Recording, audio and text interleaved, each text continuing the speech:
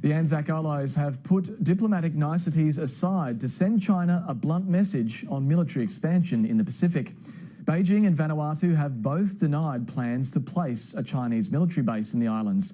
But Australia and New Zealand have been spooked by the prospect of any enhanced military presence in the region and have issued public warnings against it. Here's National Affairs correspondent Greg Jennett.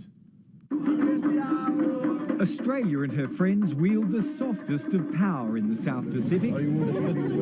Diplomacy by soft touch and in soft chairs. China takes a different approach. It bankrolls Vanuatu's public debt and infrastructure and is now known to be interested in an enhanced military presence in the islands. I can't tell you what I've been briefed on in that context, where it might be a matter of New Zealand's future security, but we're aware of developments. Australia and New Zealand are meant to be on defence and security overwatch for the South Pacific.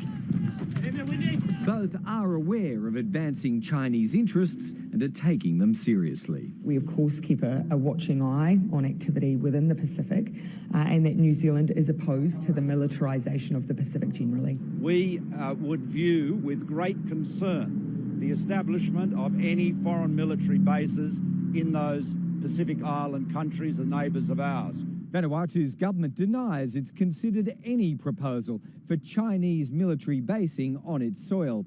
But any development that stopped short of fixed bases and still allowed Beijing regular access to or a foothold in the Pacific Islands would still represent a strategic failure by Australia and its allies, and no one's pretending otherwise. We should regard this as a potential game changer. It would have not only security but economic consequences for the region. As for China's precise intentions for an expanded naval footprint in the Pacific, fake news. I think this is fake news. the region's likely to find out when it happens. Greg Jennett, ABC News, Canberra.